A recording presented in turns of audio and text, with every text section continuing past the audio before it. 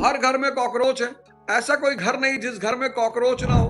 4 काम कर सकते हो आप। पहला, ये तुम्हारा देश है कि सारे घरों में कॉकरोच के झंडे लग जाएं, उस शहर का नेता घबरा जाएगा। देखो, रातों रात दिल्ली की हवा बदलती है कि नहीं।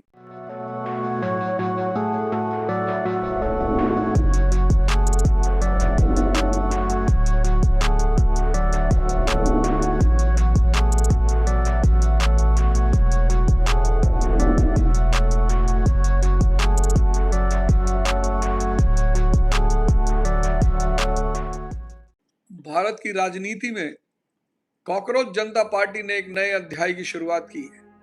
पढ़ा लिखा युवा, पढ़ा लिखा। और मैं बार बार कहता था कि इसी युवा से भारत का भविष्य है। लेकिन इस युवा को एक बात मैं बोलूंगा अपनी तरफ से, कॉकरोच जनता पार्टी को, कि तुम जितने भी काम करना सब संवैधानिक करना। किसी के बहकावे पे मत आना, किसी के भड़काने पे मत आना। ये तुम्हारा देश है और बहुत आराम से तुम संवैधानिक ढंग से इस देश को बदल सकते हो। चुनाव, वोटिंग, हर घर में कॉकरोच है। ऐसा कोई घर नहीं जिस घर में कॉकरोच ना हो। इसलिए अगर कोई ये कहेगा कि हम हिट मार देंगे तो वो गलतफहमी में है। हिट तो वो नहीं मार पाएगा, तो कॉकरोचों की बात सुननी पड़ेगी। लेकिन आप जो भी करना संविधान के तहत करना, जो प्रजातंत्र में किया जाता उस तरह से करना। आप किसी के बहकावे में, किसी के भड़काने में मत आना। अगर आप बहकावे और भड़कावे में आए और कोई भी गलती आपने कर दी, तो आपका ये बहुत अच्छा आंदोलन शुरू होने से पहले ही खत्म हो जाएगा।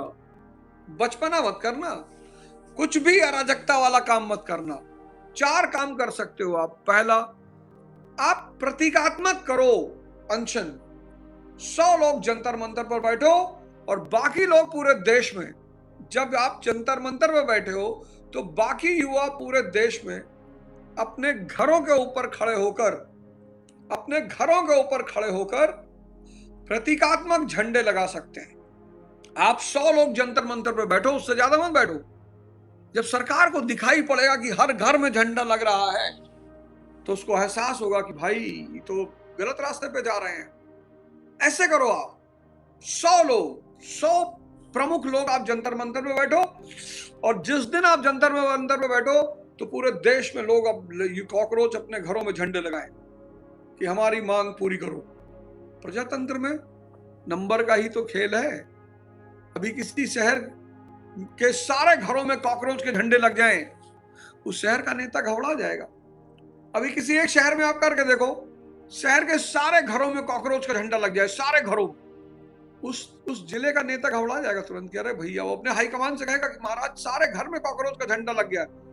अराजकता मत फैलाना, अहिंसा और सत्याग्रह। और ऐसे ऐसे काम कर सकते हो आप, ऐसे ऐसे अहिंसा और सत्याग्रह, कि सरकार को आपकी बात सुननी पड़ेगी। जब आप अहिंसा और सत्याग्रह के रास्ते पे चलोगे तो अंतरराष्ट्रीय समुदाय भी आपकी मदद करेगा। किसी एक शहर को, आप दिल्ली को चुन लो और दिल्ली के सारे घरों में आप कॉकरोच का झंडा लगवा दो। देखो, रातों रात दिल्ली की हवा बदलती है कि नहीं। एकदम बदलेगी।